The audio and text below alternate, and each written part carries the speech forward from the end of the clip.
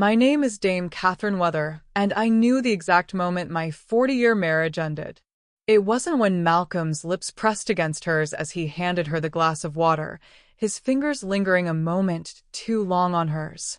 It wasn't when he asked if I was feeling better, his voice carrying a concern that once would have warmed my heart. No, it ended 26 hours earlier, when I discovered the life insurance policy he'd taken out on me without my knowledge, a policy worth £5 million, with himself as the sole beneficiary. The paper had fallen from his briefcase when I'd moved it from the hall table, a simple accident that revealed a devastating truth. My husband of 4 decades, the father of my children, the man who'd stood beside me when I received my damehood for services to education, had secretly bet on my death. And from the documentation, it wasn't a recent decision. The policy was 3 years old, taken out shortly after my 62nd birthday. Now, as I accepted the water from Malcolm's outstretched hand, I felt a chill that had nothing to do with my supposed illness. My fingers didn't tremble. My voice didn't waver. 40 years in academic administration, rising to become one of Britain's most respected university chancellors, had taught me how to maintain composure in the face of betrayal. "Thank you, darling," I said, taking a small sip. The water was cool and clean, likely drawn from the expensive filtration system Malcolm had insisted on installing last year. Had that been the beginning of his plan? Creating a water supply he controlled? The doctor said plenty of fluids, Malcolm reminded me, his silver-gray hair catching the late afternoon sunlight streaming through our bedroom window. At 67, he remained handsome, distinguished. The kind of man other women envied me for. If only they knew. I remember, I assured him, setting the glass down on my bedside table. "I'm feeling a bit better already." His smile didn't quite reach his eyes. Was that disappointment I detected? Or was my newfound suspicion coloring everything? "I'll let you rest," he said, leaning down to kiss my forehead. "I've got that dinner with the Harises tonight, but I can cancel if you'd prefer I stay home." "No need," I replied. "Go enjoy yourself. I'll probably sleep most of the evening anyway." Once he'd left the room, I reached for my mobile phone, hidden beneath the pillow. My fingers moved swiftly, typing a message to the one person I knew I could trust implicitly. "Olivia, I need your help. It's urgent, but must remain absolutely confidential. Can you come to the house tomorrow morning after Malcolm leaves for golf?" My former assistant and dear friend of 30 years replied almost instantly. "Of course. 9:30? Perfect. Enter through the garden. Tell no one." I set the phone down and stared at the ceiling, my mind racing through decades of memories, searching for signs I might have missed. Had I been blind all this time? Or had Malcolm changed? And, the most pressing question of all, what exactly was he planning? Sleep was impossible that night, though I feigned it when Malcolm returned from his dinner and slipped into bed beside me. I felt his gaze on my face in the darkness, studying me in a way that now seemed sinister rather than loving. When his breathing finally deepened into sleep, I opened my eyes, looking at the familiar profile of the man I'd thought I knew. Tomorrow, the investigation would begin. Tomorrow, I would start dismantling the life we'd built together, before he could end mine. Olivia arrived precisely at 9:30 the next morning, her silver bob gleaming in the spring sunshine as she slipped through the garden gate. At 68, she moved with the same efficiency that had made her invaluable during my 20-year tenure as university chancellor. I watched from the kitchen window as she navigated the stone path, her expression concerned but determined. I opened the door before she could knock. "Catherine," she embraced me quickly, scrutinizing my face. "You look dreadful. What's happened?" "Come in," I said, leading her through to the conservatory at the back of the house, the one room Malcolm rarely entered, preferring his wood-paneled study with its leather chairs and whiskey collection. "We need privacy." Once seated among my orchids and rare tropical plants, I handed her the life insurance document without preamble. Olivia had always appreciated directness. She scanned it quickly, her eyes widening. 5 million?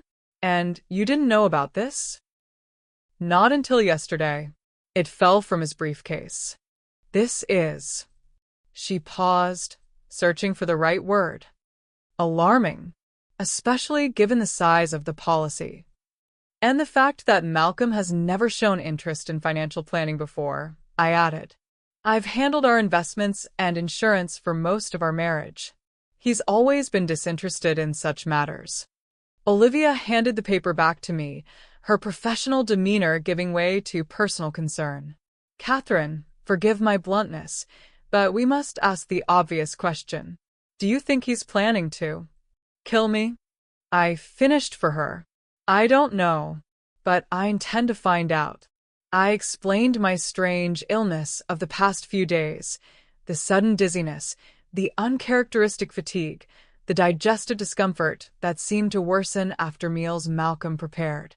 I actually felt fine until Tuesday evening, after he made that special anniversary dinner, I said.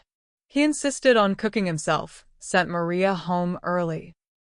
Have you seen a doctor? Olivia asked sharply. Yes, yesterday morning. They ran blood tests, but I didn't mention my suspicions. If something shows up, I want it documented without bias. Olivia nodded, understanding my strategy. What do you need from me? 2 things, I replied. First, I need a private investigator, someone discreet, thorough, and not connected to any of our social circles. Second, I need a solicitor specializing in financial forensics. Someone who can trace Malcolm's activities without alerting him. I can arrange both today, she assured me. But Catherine, if you genuinely believe he's poisoning you, I'm taking precautions, I assured her. No food or drink he prepares. I've been emptying the glasses when he's not looking, pretending to consume what he gives me. You should leave, Olivia insisted. Come stay with me until we know what's happening. I shook my head firmly. If I leave, he'll know I suspect something.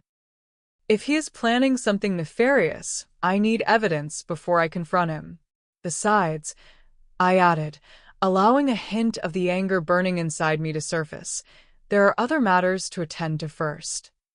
Olivia recognized the steel in my voice, the same resolve that had helped me navigate university politics and government funding disputes for decades.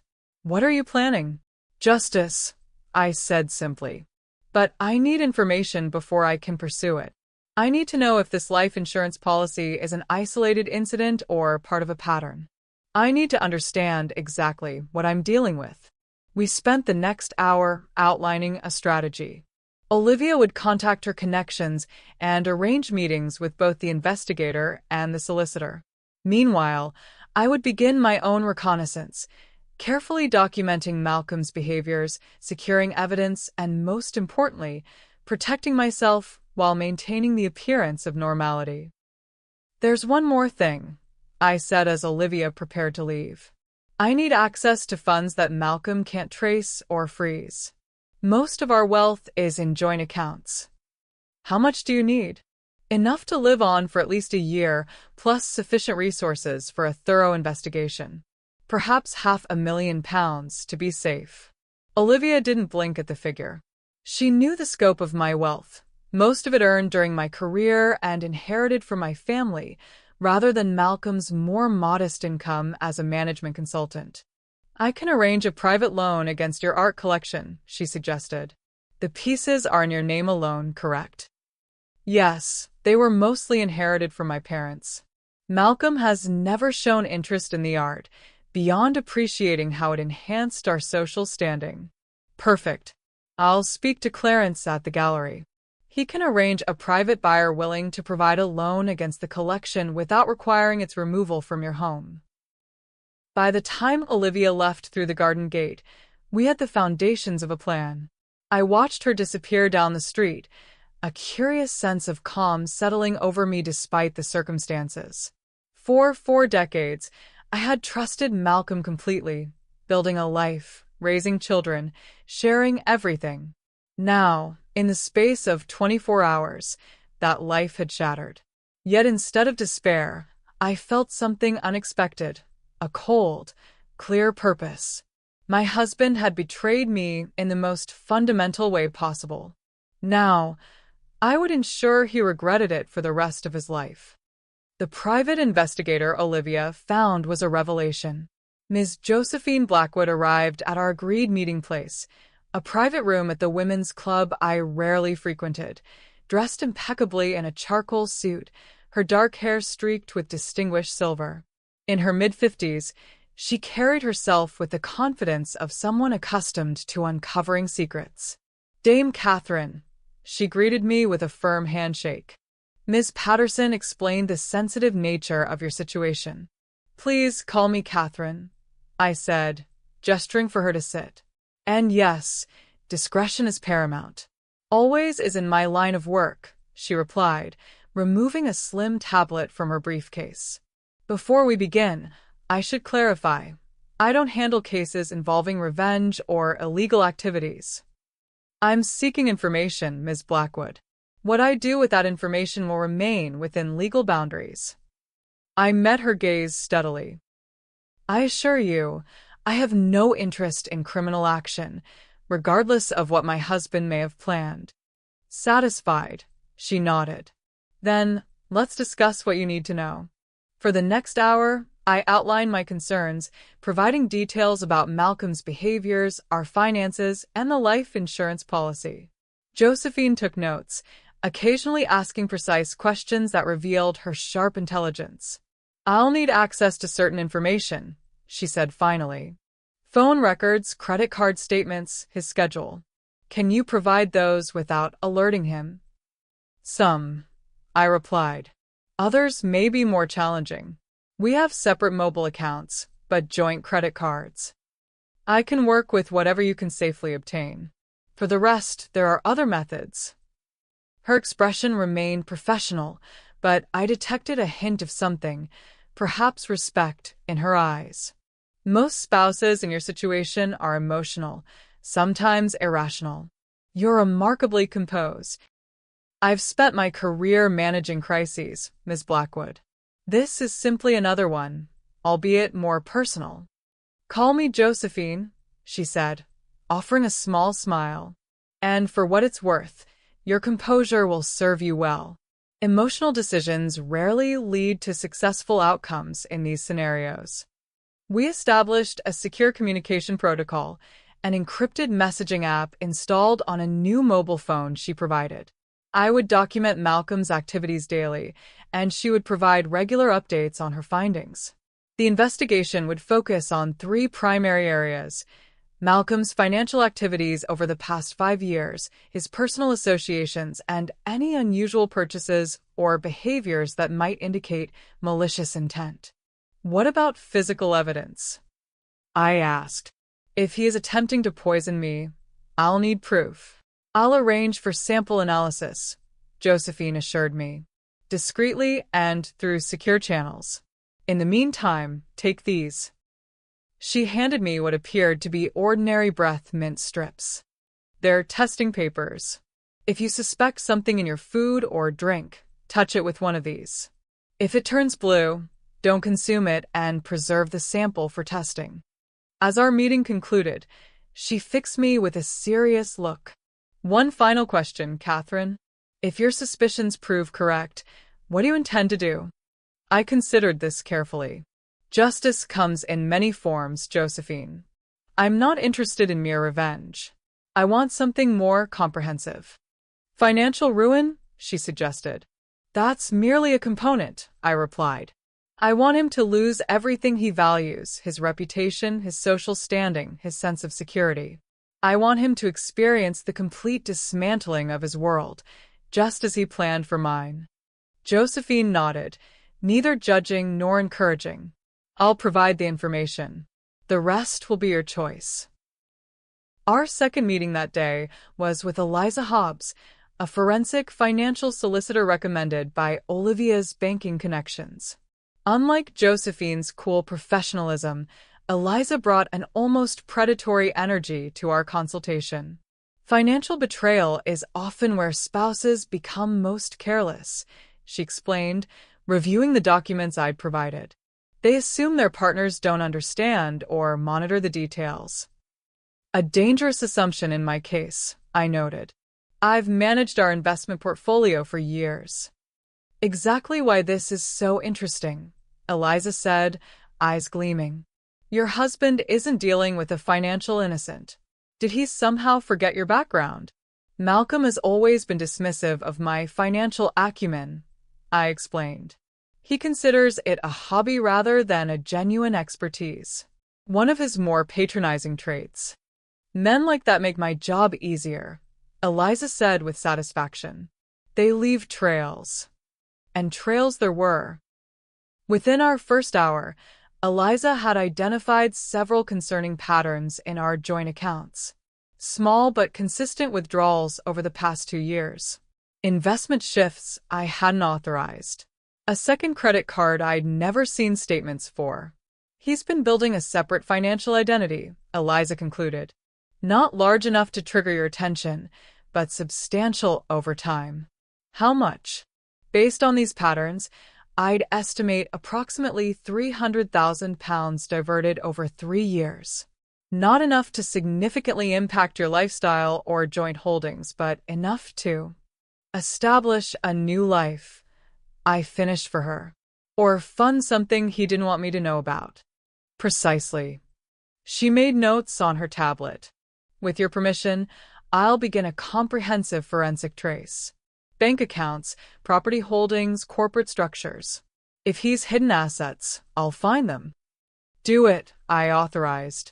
And I want to establish financial protection for myself immediately.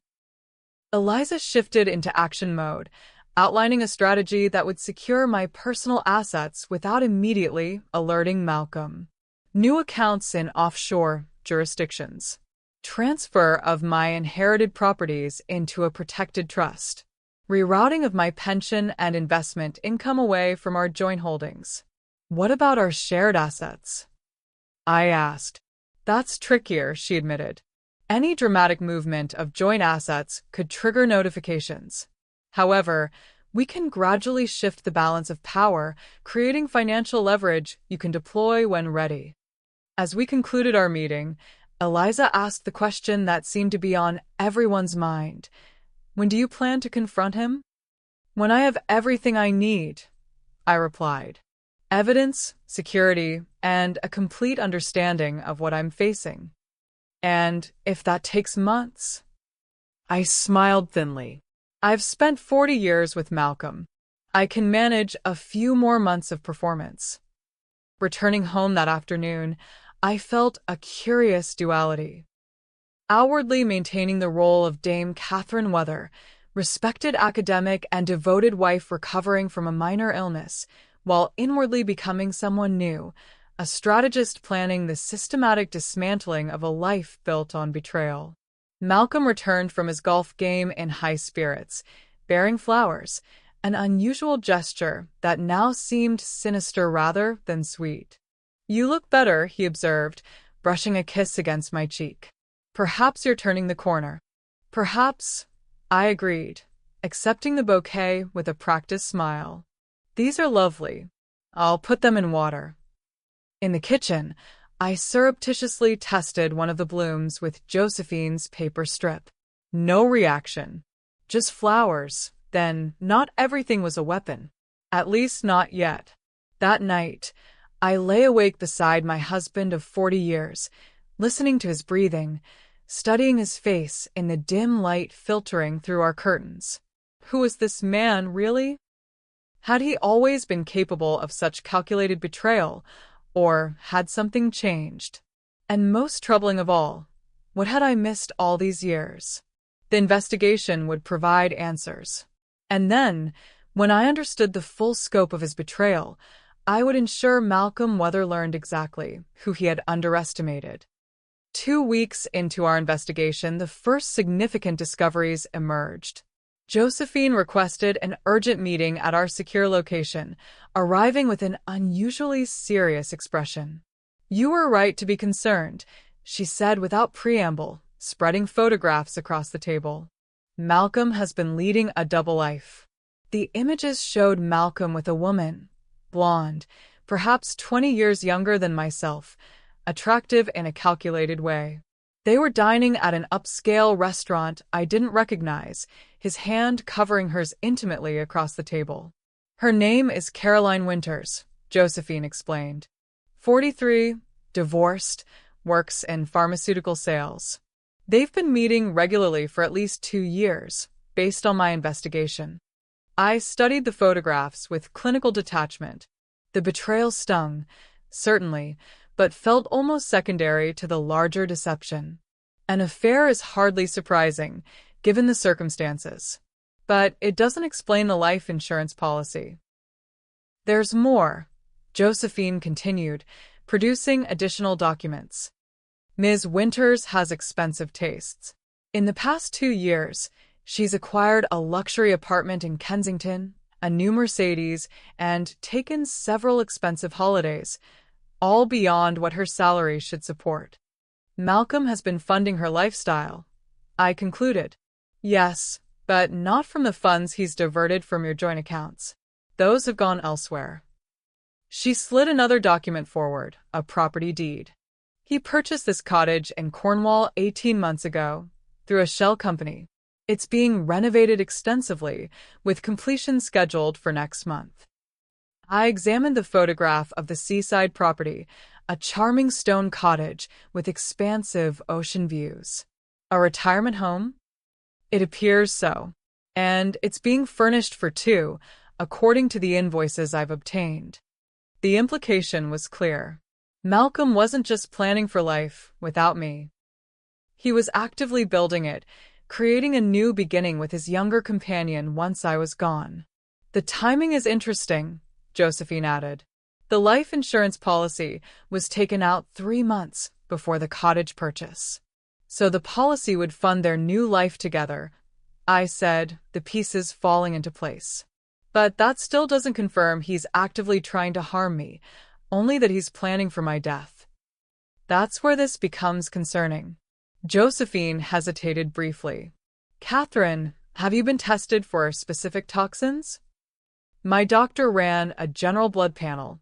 Nothing unusual appeared. Some substances don't show up in standard tests.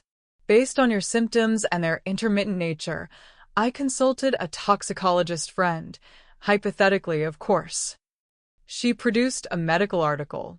Certain plant-based compounds can create symptoms like yours without leaving obvious traces. They build up gradually in the system. I skimmed the article, my academic mind engaging despite the disturbing implications.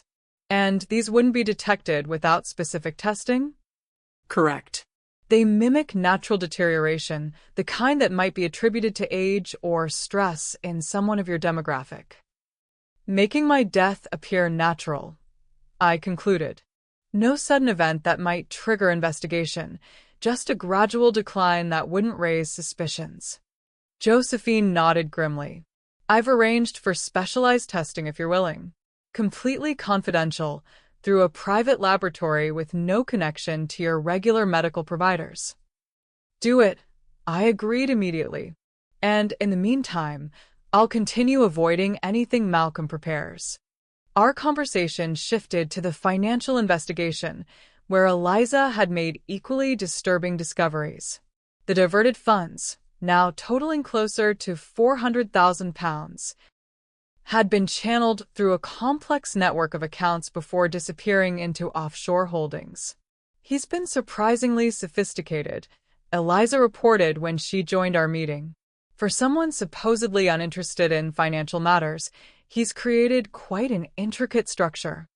He has a friend in banking, I recalled. George Patterson. They play golf together monthly. That explains it, Eliza nodded.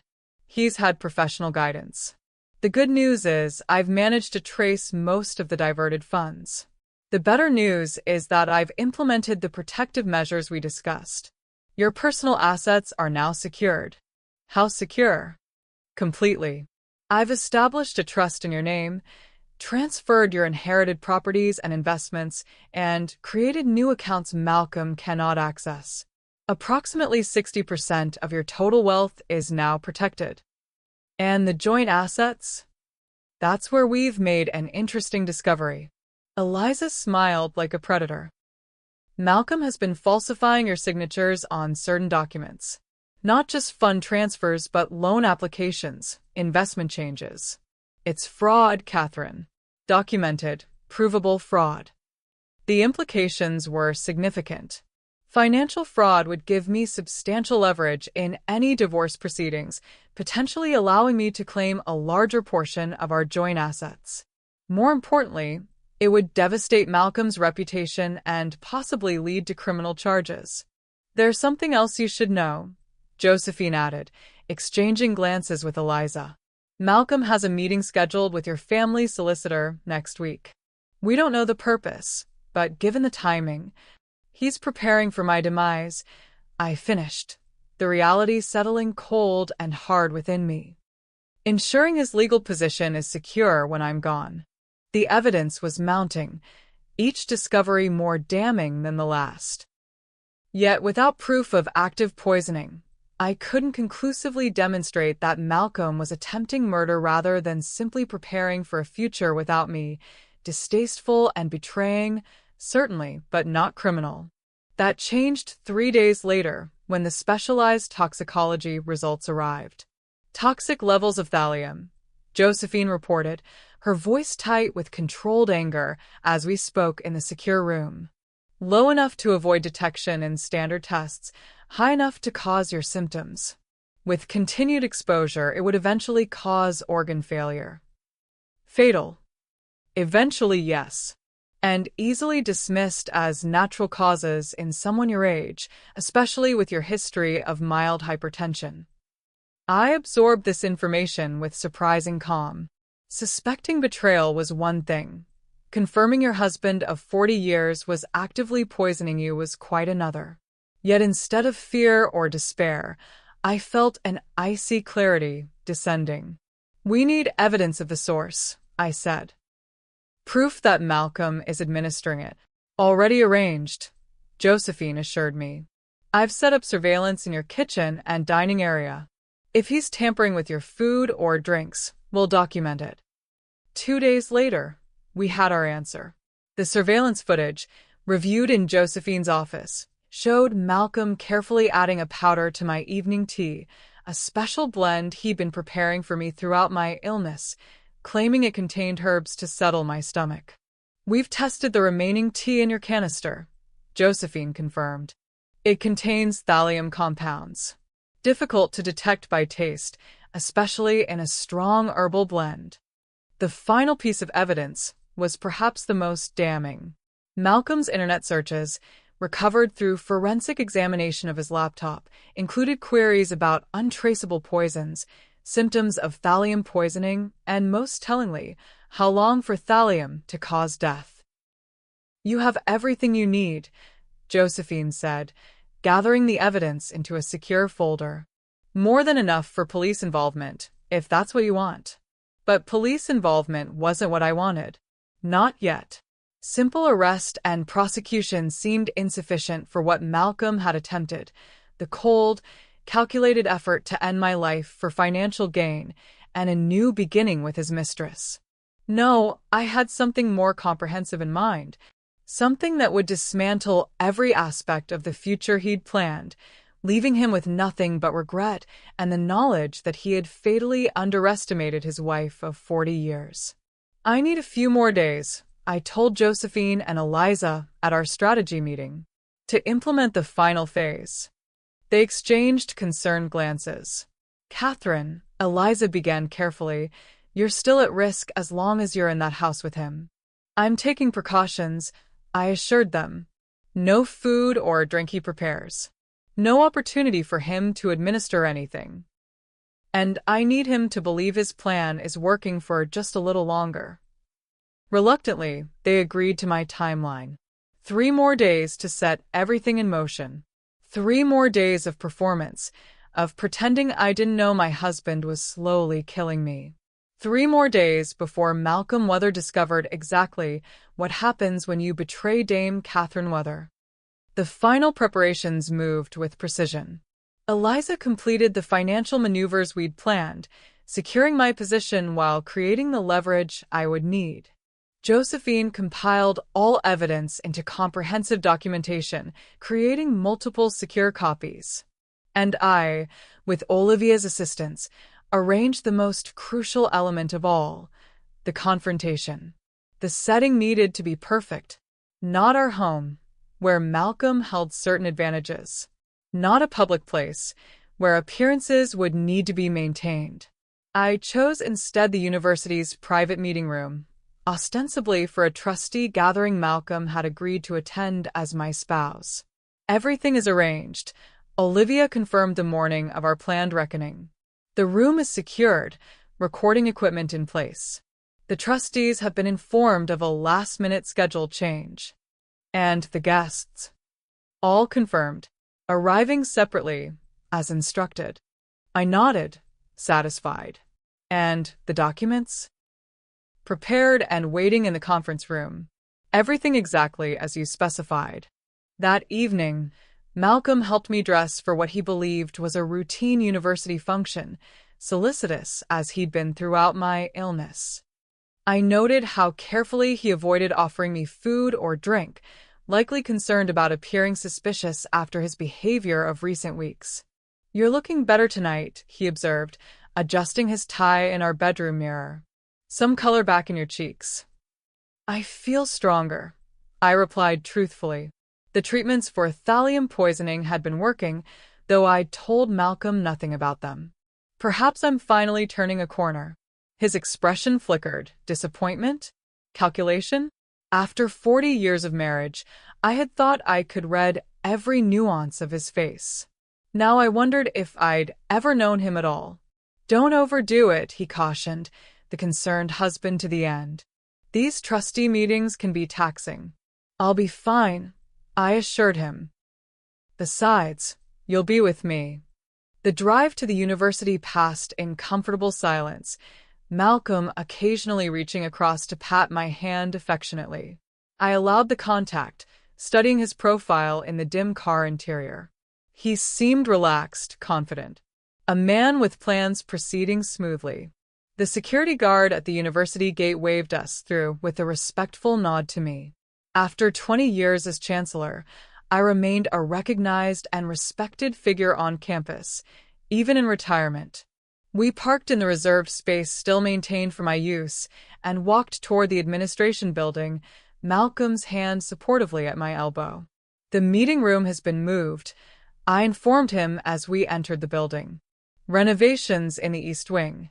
We're in the Chancellor's conference room tonight." He accepted this change without question, following me through familiar corridors to the imposing double doors of what had once been my domain. I paused before opening them, mentally preparing for what would follow. "Is everything all right?" Malcolm asked, noticing my hesitation. "Everything is exactly as it should be," I replied and pushed open the doors. The room beyond was not set up for a trustee meeting. Instead, a single long table dominated the space, documents arranged precisely across its polished surface. And around it sat not university trustees, but the carefully selected witnesses to Malcolm's downfall. Caroline Winters, his mistress, looking confused and alarmed. George Patterson, his banking friend, expression guarded. Our family solicitor, Thomas Barrett, professional mask firmly in place. Josephine and Eliza, positioned strategically at the far end. And finally, our 2 adult children, Elizabeth and James, their faces showing concern and bewilderment. Malcolm froze beside me, his body tensing as he processed the scene before him. "Catherine, what is this?" "Please take a seat," I said calmly, gesturing to the empty chair at the head of the table. "We have much to discuss." "I don't understand." His voice held a note of warning. "Where are the trustees?" "There was never a trustee meeting, Malcolm. Tonight is about something far more important." I moved to the opposite end of the table, standing rather than sitting. Tonight is about truth. I watched realization dawn in his eyes, followed quickly by calculation. Always the consultant, Malcolm seemed to be rapidly assessing scenarios, looking for the optimal strategy. Everyone. I addressed the room, my chancellor's voice automatically commanding attention. Thank you for coming on short notice. I've asked you here because each of you plays a role in a situation that requires clarity. Mother, Elizabeth began, concern evident. What's happening? Dad said you were ill. I have been ill, I confirmed, though not from natural causes. I gestured to Josephine, who distributed slim folders to everyone present. The documents before you explain everything. I suggest we begin with the medical evidence. For the next 30 minutes, I methodically presented what we had discovered. The thallium poisoning, documented with laboratory results. The surveillance footage showing Malcolm adding poison to my tea, playing on the large screen behind me. The financial trails revealing funds diverted to Caroline and the Cornwall property. The falsified signatures. The life insurance policy. As each piece of evidence was revealed, the atmosphere in the room transformed. Shock, disbelief, horror. Caroline Winters grew increasingly pale, edging her chair away from Malcolm's. George Patterson stared stonily at the table, avoiding everyone's eyes. And my children, my beloved Elizabeth and James, looked as though their world was shattering. Malcolm attempted several interruptions, each more desperate than the last. This is absurd. Catherine is unwell, delusional. These documents are fabricated. But the evidence was too comprehensive, too meticulously documented for his denials to gain traction. When I finished the presentation, a heavy silence fell over the room. Why? James finally asked, directing the question at his father. Why would you do this to Mom? Malcolm had no answer, his confident facade crumbling under the weight of exposure. I believe I can answer that, I said, keeping my voice steady despite the emotion threatening to break through. Your father wanted a new life, with a younger woman. I nodded toward Caroline, who flinched. With the money for my death. In a cottage by the sea, away from the memories and obligations of his life with me. I never. Caroline began, but I cut her off. You may not have known about the poisoning, Ms. Winters, but you certainly knew he was married. The expenses he lavished on you came from our joint accounts. Funds built over 40 years of marriage, including substantial amounts I earned and inherited. I turned to George Patterson. And you, George. You helped him structure the financial deceptions, knowing they were fraudulent. I wonder what the banking regulators would make of that. George blanched. Catherine, I had no knowledge of any poisoning. I thought he was planning for divorce. A distinction without much difference in terms of your professional ethics, I noted coldly. Finally, I addressed our family solicitor. Thomas, Malcolm's meeting with you next week was to prepare for my death, I presume? Ensuring all legal matters would transition smoothly. Thomas shifted uncomfortably. He requested a review of your joint will and estate planning. Given your reported illness, it seemed prudent. Indeed. I allowed my gaze to sweep the room, noting the various expressions of shock, shame, and in Malcolm's case, growing fear. Now, we come to the consequences. I nodded to Eliza, who distributed a second set of documents. These papers outline the actions already taken and those that will follow, I explained. First, financial matters. All diverted funds have been traced and will be recovered. My personal assets, comprising approximately 70% of our total wealth when properly calculated, have been secured in a trust Malcolm cannot access. Our joint assets are currently frozen pending legal proceedings. Malcolm's face had gone ashen. You can't do this. I already have, I replied simply. Furthermore, Evidence of financial fraud has been documented and will be submitted to authorities unless certain conditions are met. What conditions? Malcolm asked, the first hint of desperation entering his voice. Complete financial separation on my terms. You will sign over all claims to our joint assets and properties. You will make no claim against my pension, investments, or inheritance. You will vacate our home immediately and permanently. You're ruining me, he protested. No, Malcolm. I'm allowing you to avoid prison. I kept my voice level, emotion carefully controlled. The evidence of attempted murder is conclusive. If I choose to involve the police, you'll spend what remains of your life incarcerated. This alternative allows you a certain limited freedom, though not the comfortable retirement you had planned. I turned to Caroline, whose mascara had begun to smudge with silent tears. Ms. Winters, the funds Malcolm used to purchase your apartment and vehicle were obtained fraudulently. Legal proceedings will require their return. You may wish to consult your own solicitor.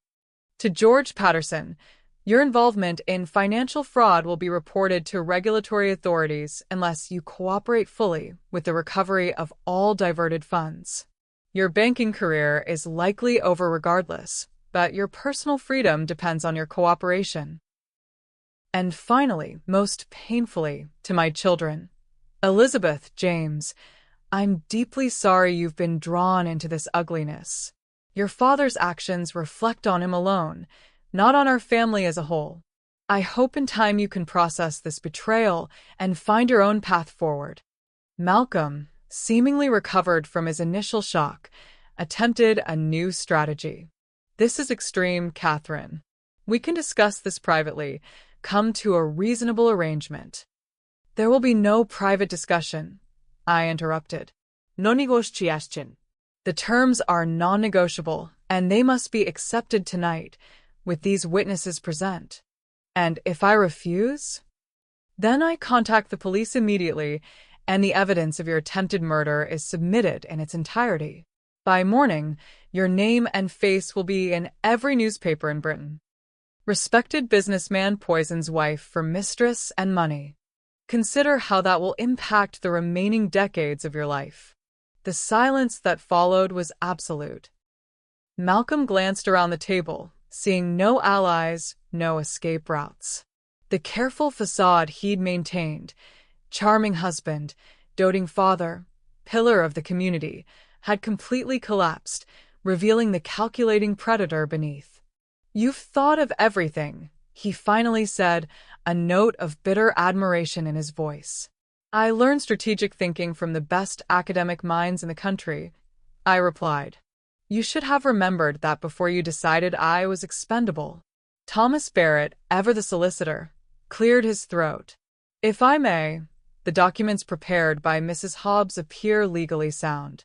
I would advise Mr. Weather that contesting them would likely prove unproductive, given the circumstances. Malcolm stared at the papers before him, the full impact of his situation sinking in.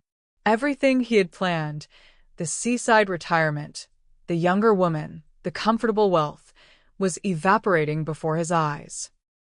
Instead of my death bringing him freedom, my survival had brought him ruin. You're leaving me with nothing, he said, looking up at me with genuine shock. After 40 years. Not nothing, I corrected. You'll retain your personal possessions, your car, and enough funds to secure modest accommodation. Considerably more than you plan to leave me with. For a moment, something like remorse flickered across his features. Not for his actions, I suspected, but for his failure. For underestimating the woman he had lived with for 4 decades. This is your only opportunity, Malcolm, I said, my voice steady. Sign the papers now, with these witnesses present, or I make a call that ends with your arrest tonight. He signed. Each page, each clause, each devastating concession. His hand trembled slightly, but he signed it all, effectively erasing the life he had built and the future he had planned. As the final signature was completed, I addressed the room once more. Thank you all for your presence tonight. The documents have been witnessed and will be processed immediately. This matter is now concluded. Caroline Winters was the first to flee, unable to meet anyone's eyes as she rushed from the room. George Patterson followed shortly after, pausing only briefly to mutter an awkward apology that I acknowledged with a curt nod. Thomas Barrett gathered the signed papers with professional efficiency, assuring me they would be filed first thing in the morning. Only our children remained, stunned and silent, as the architects of their father's downfall filed out. Elizabeth approached me first, her eyes brimming with tears. "Mom, I had no idea. How long has this been happening?" "The poisoning began about 3 weeks ago," I answered gently. "The planning much longer." James turned to his father, disbelief hardening into anger. "How could you do this? To Mom, to us, to our family?" Malcolm had no answer, his former confidence completely shattered. He looked older suddenly, diminished, a man facing the rubble of his own making. "I think it's best if you leave now, Malcolm," I said quietly. "Your things will be packed and delivered to whatever address you provide. I suggest a hotel for tonight." He rose unsteadily, looking around the room that had witnessed his complete undoing. For a moment, he seemed about to speak, perhaps to offer some final justification or plea. But in the end, he simply nodded and walked out, the door closing behind him with a soft, final click. The confrontation I had planned so meticulously was over. The evidence presented, the consequences delivered, the separation executed with precision. I had achieved exactly what I intended: complete justice without legal entanglements, Malcolm's future destroyed by his own documented actions. Yet as I stood there with my children, absorbing the aftermath of 40 years collapsed into a single evening, I felt no triumph. Only a profound sadness for what had been lost, and a quiet, steely resolve for what would come next. "What now, Mom?" Elizabeth asked, her voice small.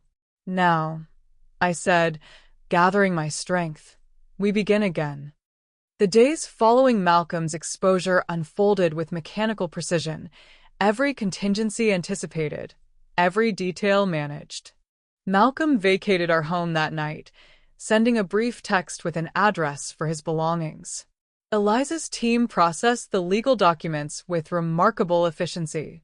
By the end of the week, our financial separation was complete, our divorce proceedings initiated on grounds that would remain private unless Malcolm contested any provision. He didn't. Whatever fight had animated him through decades of marriage and weeks of poisoning seemed to have evaporated completely in that conference room. He made no contact, sought no reconciliation, offered no further explanation. It was as if Malcolm Weather had simply ceased to exist, replaced by a ghost who signed required documents and otherwise disappeared from my life. For the first time in 40 years, I slept alone in the home we had shared, no longer needing to check my food or feign illness. The thallium had begun to clear from my system, my strength returning gradually with proper treatment. Physical recovery would take time, but it would come. The emotional landscape was less certain. Olivia visited frequently, her practical support and unwavering loyalty a balm during the adjustment. "You should be proud," she told me over tea one afternoon, a week after the confrontation. "Most people in your situation would have fallen apart. I haven't had that luxury," I replied, though in truth, I had experienced moments of profound grief in private, not for the man who had tried to murder me, but for the 4 decades of shared history that now seemed like an elaborate deception. My children processed the revelation in their own ways. Elizabeth threw herself into ensuring my well-being, visiting daily, coordinating with my doctors, researching toxin recovery protocols. James retreated briefly, then returned with quiet, steady support and practical assistance managing the logistics of dismantling a 40-year marriage. Neither had contact with their father, a decision they made independently. "I can't face him yet," Elizabeth explained. Maybe someday, but not now. James was more definitive. He stopped being my father the moment he decided to kill my mother. I encouraged them to process their feelings without pressure. Your relationship with your father is separate from mine, I told them. Whatever you decide, I'll support you. 2 weeks after the confrontation, Josephine requested a meeting. We met at my home, now cleansed of Malcolm's presence, his clothes, personal items, and even photographs removed and placed in storage. I've been monitoring Malcolm as requested, she reported, accepting the tea I offered. He's currently in a service department in Knightsbridge. Expensive for his reduced circumstances, but presumably temporary. And Caroline Winters? No contact since the confrontation. She's listed her apartment for sale and taken leave from her position. Preparing to relocate, it appears. I nodded, unsurprised. Caroline had been a willing participant in an affair, but the poisoning had clearly shocked her. No doubt she feared legal implications, or at minimum, social consequences once the story inevitably circulated. There's something else, Josephine continued, her expression carefully neutral. Malcolm attempted to access the Cornwall property yesterday. He was informed by the estate agent that ownership had been transferred and he no longer had rights to the property. A small, cold satisfaction flickered within me. The Cornwall cottage, Malcolm's planned paradise with his mistress, had been among the assets recovered in our settlement. I had arranged its immediate sale, the proceeds directed to a foundation supporting victims of domestic abuse. How did he react? I asked, curious despite myself. Not well, according to my source. There was a scene. Security was called. Josephine hesitated.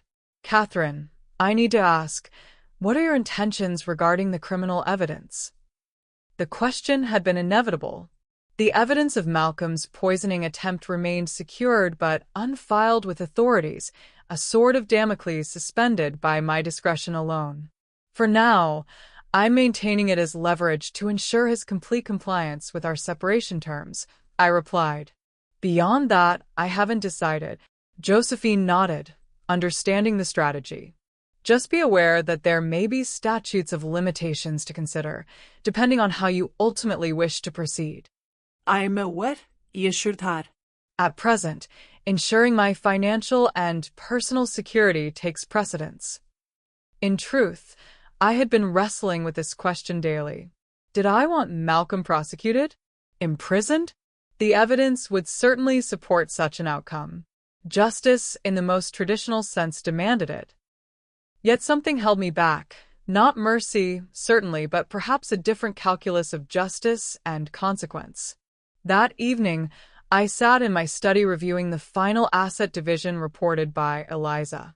Malcolm had been left with his personal possessions, his car, and approximately 5% of our former joint wealth, enough to live modestly, but not comfortably. His social standing, professional reputation, and family connections were effectively destroyed.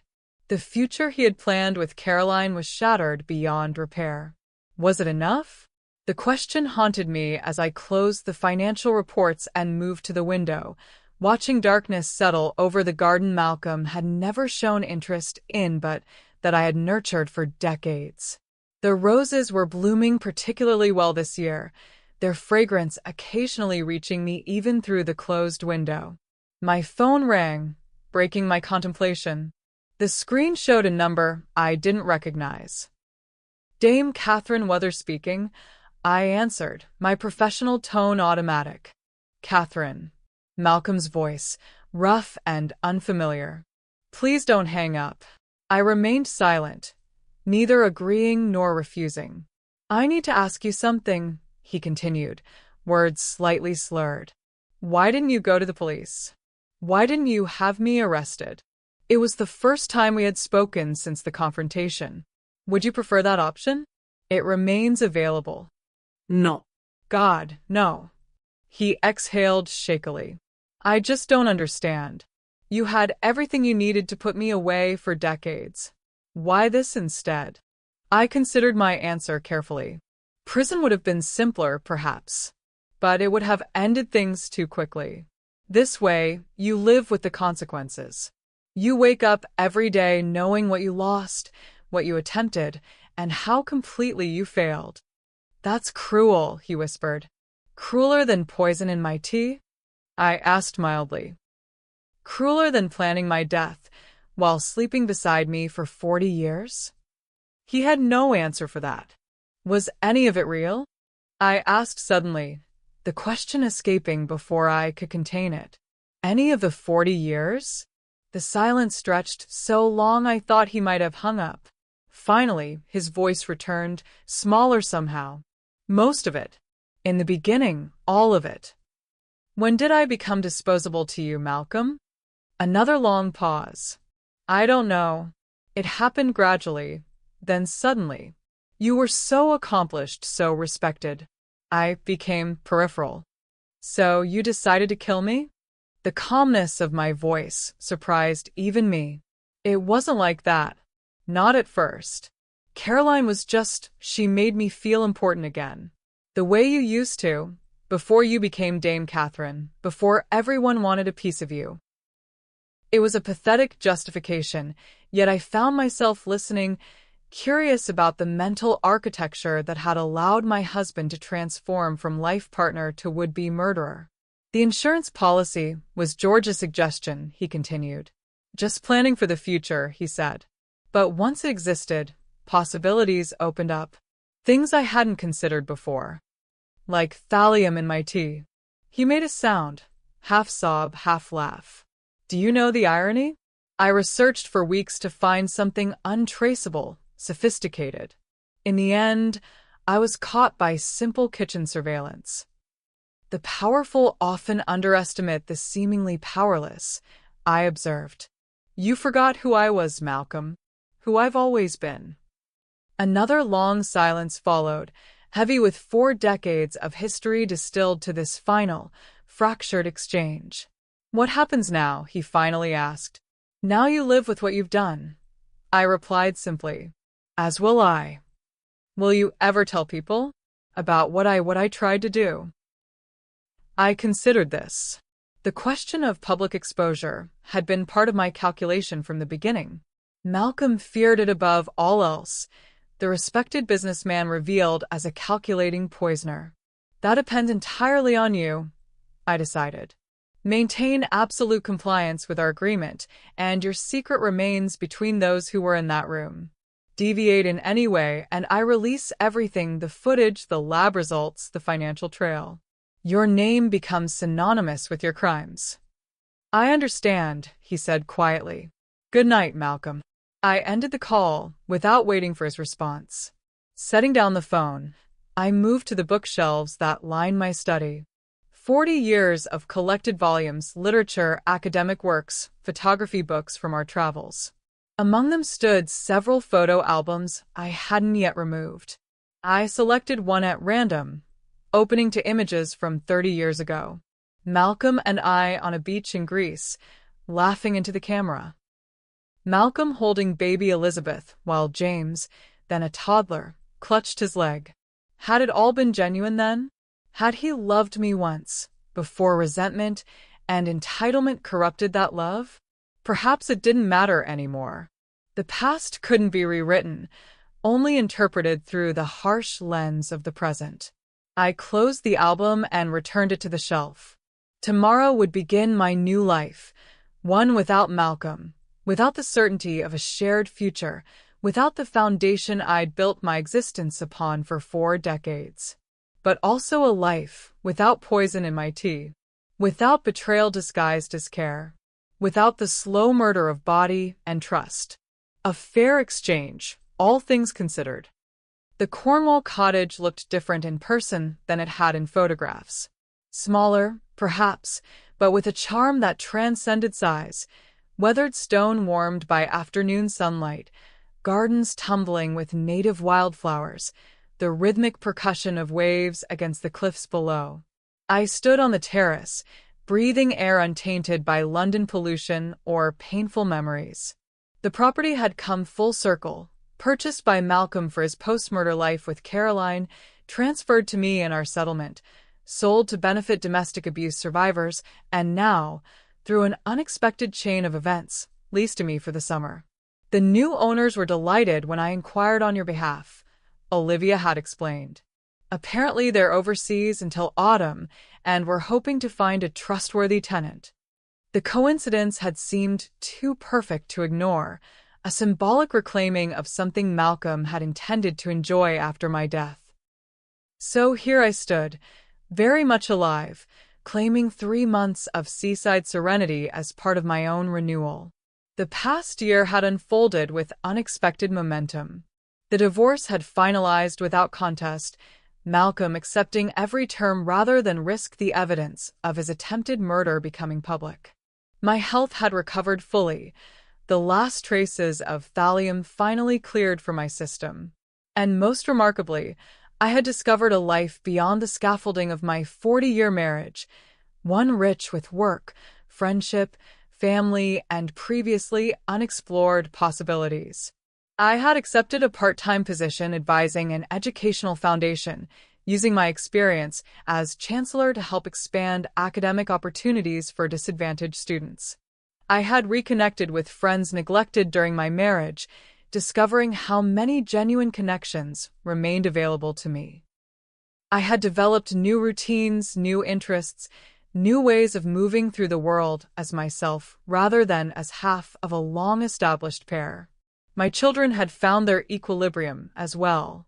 Elizabeth, after months of therapy, had cautiously re-established limited contact with Malcolm.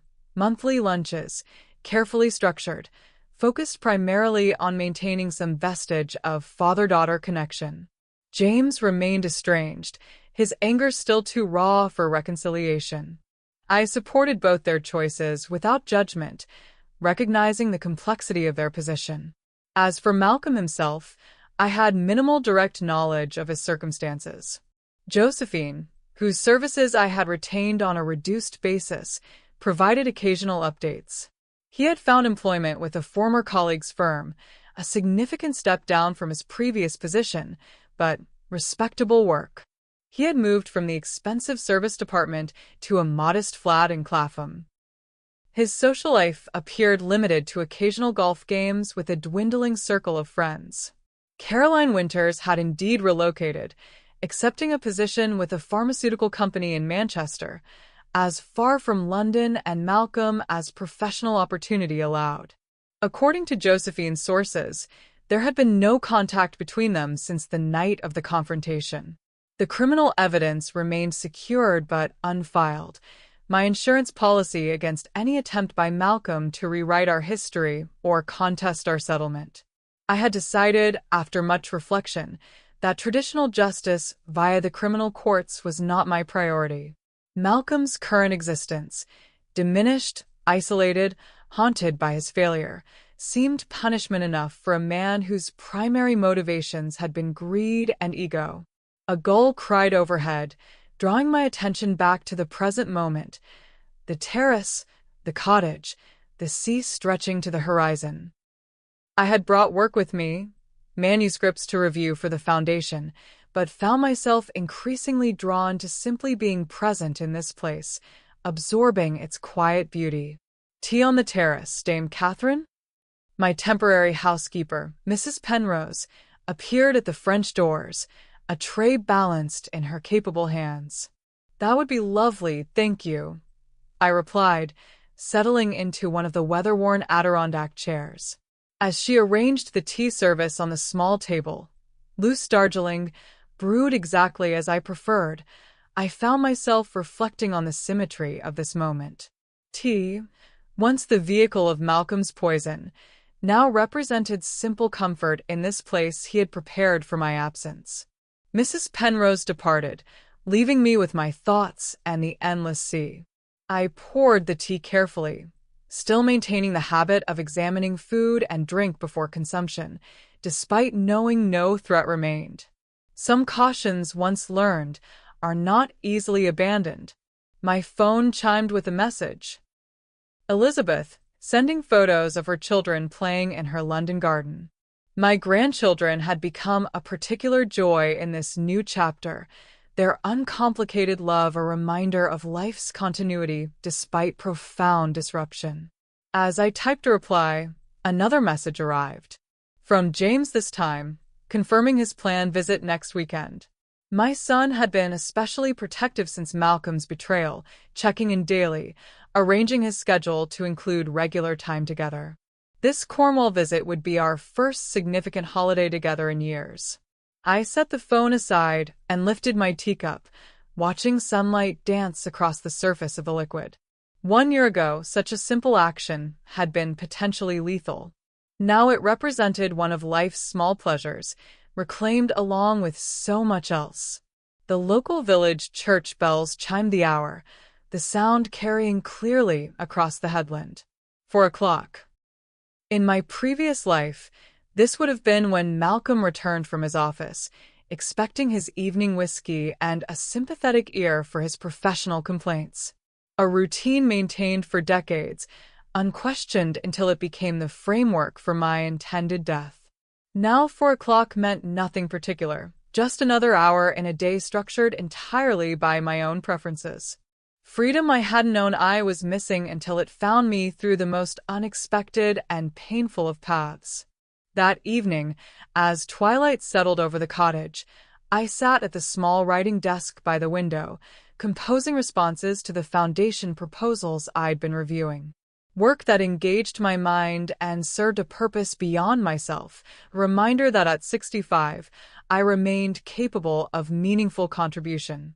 A text message interrupted my concentration. An unfamiliar number, but the content made the sender immediately clear. I drove past the cottage today. Saw your car in the drive. Fitting that you're there instead of me. Perhaps justice after all. M. I stared at the message, a complex mix of emotions rising. Malcolm must have been checking on his lost paradise, never expecting to find me in residence. The message contained no threat, no request, no clear purpose beyond acknowledgement of the irony. After considerable thought, I typed a simple reply. The view is beautiful. The air is clean. The tea is safe. I pressed send, then blocked the number. There was nothing more to say, nothing more to hear. Malcolm had made his choices, as had I. Our paths, entwined for 40 years, had diverged completely and permanently. Later, standing at the bedroom window overlooking moonlight on water, I reflected on the strange journey that had brought me here. From chancellor to threatened wife to architect of justice, roles I had never anticipated when saying my wedding vows 4 decades earlier. The woman who had accepted Malcolm's ring had been accomplished but conventional, believing in partnerships built on trust and shared futures. The woman now watching moonlight on Cornish waves had learned harder truths, that decades of intimacy provide no guarantee against betrayal, that conventional justice may not satisfy unconventional wounds, that beginning again at 65 is difficult but far preferable to being poisoned at 64. I had lost a husband but found myself. Lost certainty but gained agency. Lost a planned future but gained an unexpected present. As I prepared for bed in what would have been Malcolm's seaside sanctuary, I felt no triumph, no vindication, no pleasure in his downfall. Only a quiet certainty that justice had indeed been served, not through courts or prisons, but through the elegant mechanism of consequence. Malcolm had tried to erase me from existence. Instead, he had erased himself from mine. In the most literal sense, I had survived him. And in surviving, ultimately thrived. If you found yourself captivated by Dame Catherine's story of intellectual revenge and personal resurrection, please subscribe to our YouTube channel for more psychological thrillers that explore the darker sides of relationships and the triumph of cleverness over cruelty. Hit the like button and turn on notifications to never miss our weekly uploads of revenge stories, where justice is served through wit rather than violence. Share your thoughts in the comments below about how you would have handled such a betrayal. Would you have chosen Dame Catherine's path of calculated consequences, or taken a different route to justice? Join our community of strategic thinkers who know that the most satisfying revenge isn't always the most obvious one.